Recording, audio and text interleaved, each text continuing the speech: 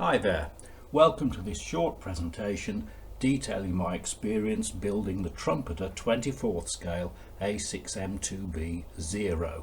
This is very much a from the box build designed to give you an idea of what's involved if you decide to take the kit on yourself.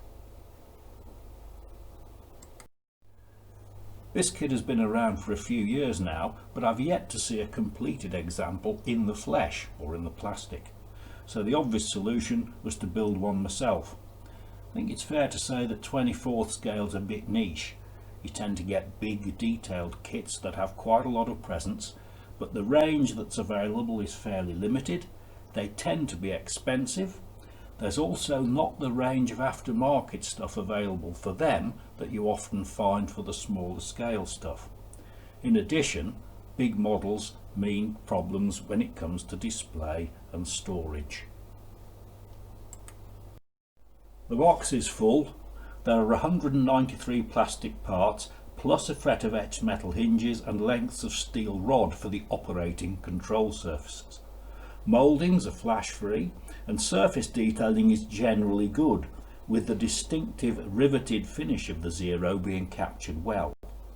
On the downside, the general level of detail is no better than on the latest 1/32nd scale kits, and the sharpness of moulding is not quite as crisp as I found in these smaller scale products. Tyres and brake pipes are moulded in black vinyl, and the undercarriage legs in a black plastic that I think is ABS. It certainly isn't normal polystyrene. Transparencies are well done. I like the frosted frames on the Canopy pieces, which helps with the painting. An annoying feature though are the large number of ejector marks found all over the place, often in open view and needing attention at some stage during the building sequence.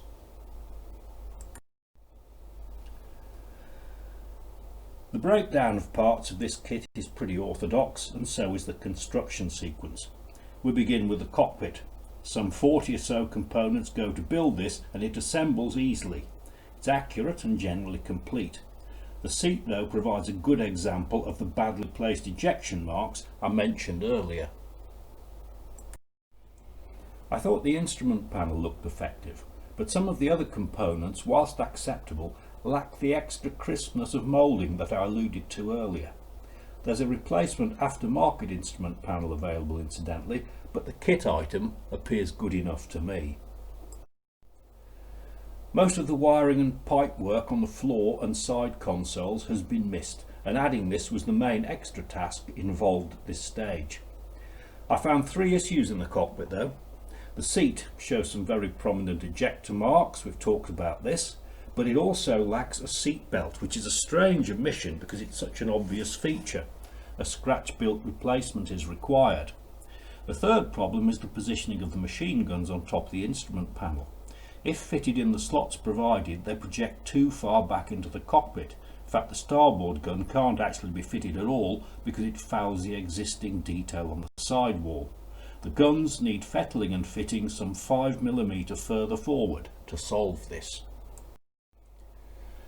Now the engine assembly. As with the cockpit, a goodly number of parts are provided and the general level of detail is good. The main addition necessary is a corrected ignition harness and a full set of plug leads.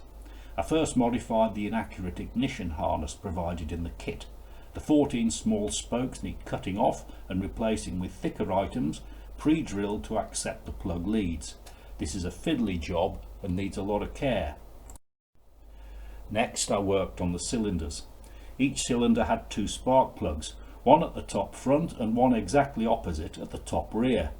These are marked as small blobs on the kit parts, but do provide a drilling point for a 1mm drill bit going through the cylinder at the point of the front plug and coming out at the point of the rear one. I inserted then a 9.5mm length of brass tube through each hole. This stands proud of the cylinder face to provide a representation of the plug.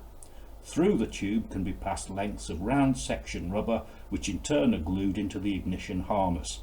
The rubber has just the right amount of flexibility to represent the curve of the plug leads. The engine is generally a good feature of this kit. It assembled well with good fit of parts and level of detail. I found a lot of care was needed to get everything lined up accurately though. The cylinders, push rods, cowling rids and the intake and exhaust manifolds all have to be positioned correctly, and a lot of careful dry fitting was necessary to ensure this happened. The engine bearers are the only parts that don't fit well, but they are out of sight when the build is complete anyway. The fuselage assembly posed no real problems. The engine and cockpit assemblies fitted well. The rudder and tail wheel are assembled and inserted before the fuselage halves are joined. The tail wheel is a neat little sub-assembly that retracts in the correct manner if you want it to do so. It's a bit pointless though, seeing as the main undercarriage is only assembled in the down mode. The rudder is designed to operate, but I chose to have it fixed, and I suspect most of you would do the same. Hardly any filler was necessary once the glue had dried and the seam lines sanded down. Wing and tail plane assembly comes next, together with some issues. The aileron surfaces have grossly overdone rendition of the fabric covering, same applies to the elevators, and this has got to be addressed. I used Holt's knifing putty, which is nice and fine, bonds well to the plastic and be sanded to a very smooth finish.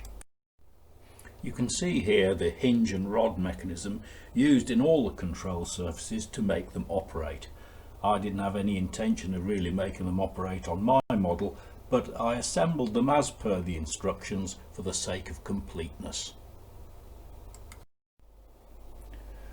Wheel bays are represented as separate items, and the level of detail is pretty basic for a kit in this scale. I left them as they were, but would seriously consider adding extra detail if I did the build over again. Two Type 99 20mm cannons are included, together with drum magazines and ejector chutes. However, these are buried within the wing and all but the ends of the gun muzzles are completely hidden. As with the fuselage, there were no significant fit problems assembling the wing, although a lot of taping and clamping was required to hold everything in position. It's now time to add the wings and tailplane to the fuselage, and this went quite well. Once the wing was glued in place and given time to dry, there was only a small amount of filling necessary, as you can see in the picture on the right. The tailplanes fitted reasonably well too, but you have to be careful to get them lined up correctly.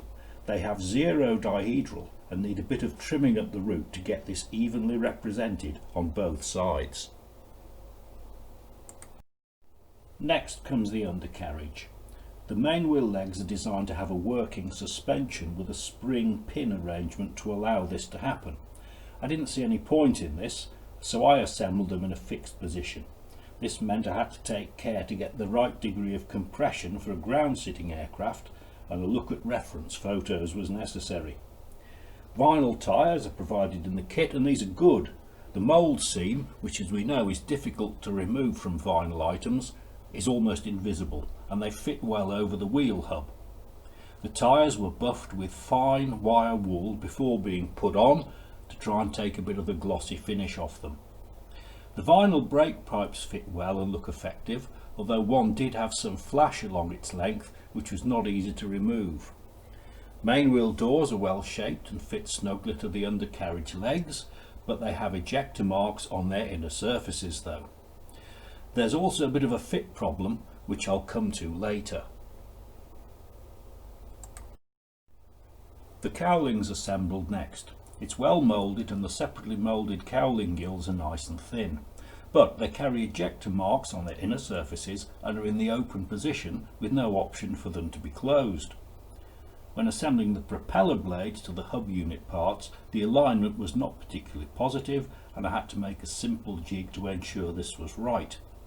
The components were all given a metallic finish, and I then coated the outer surface of the cowling with a black metallic blue acrylic mix and scraped through the soft acrylic with the point of a cocktail stick to show just a little bit of the metal underneath. The canopy is the next task. The three pieces are well moulded and commendably thin. A dry fit showed they mated well with the cockpit surround. The frame lines are clearly marked and have a frosted finish, which improves their opacity when painted. When it comes to masking, this was a time-consuming DIY job, as no commercial pre-cut mask set was available at the time I did it. This has now changed. The large scale of the pieces makes the job less of a fiddle than it could be though.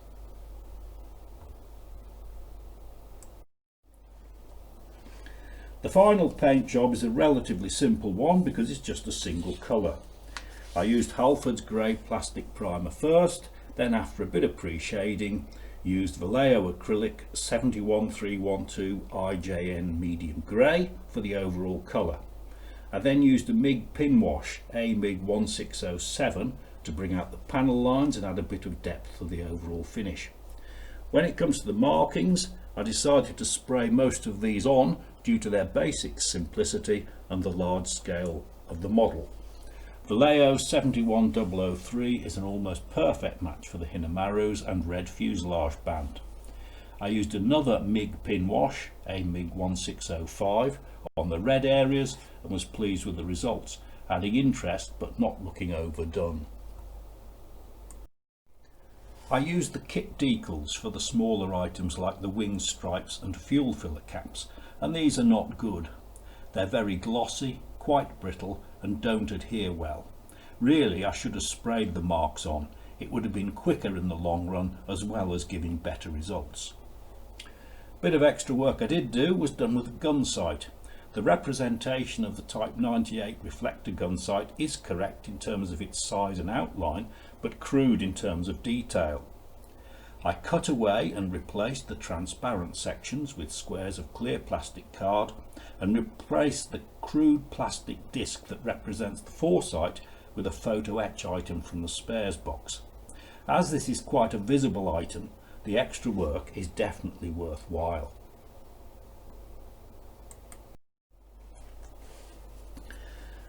The final stage of assembly includes fitting various pre-assembled bits, most of which involve the underside of the aircraft.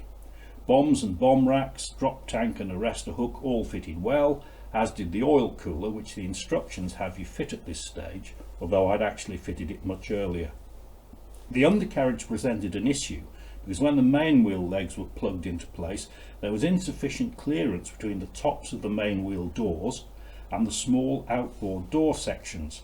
The only solution was to carefully saw 1.5mm from the top of the main doors. The model was completed with a couple of coats of clear to seal everything, and that was that. I decided at the outset that this model was not going to be heavily weathered, as it represents a carrier-based plane at the very start of the conflict. Contemporary photos show how clean these aircraft were at that time. The heavy weathering, such a feature of so many Zeros, comes later in the war.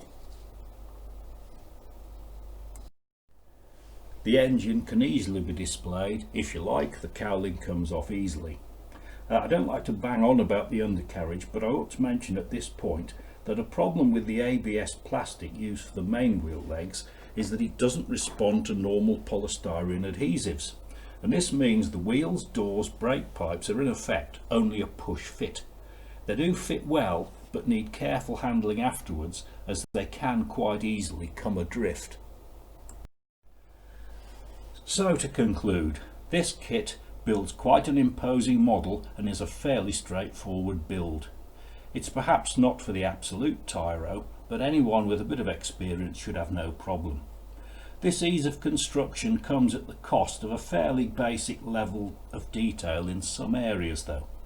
Whilst the kit is presentable built from the box, it's not as good as the very latest 1/32 offerings. However, it's much bigger, doesn't cost a lot more, and I think has a bit more potential for development. Thank you for listening. I hope you found this useful. I look forward to seeing you again in the future. Thank you.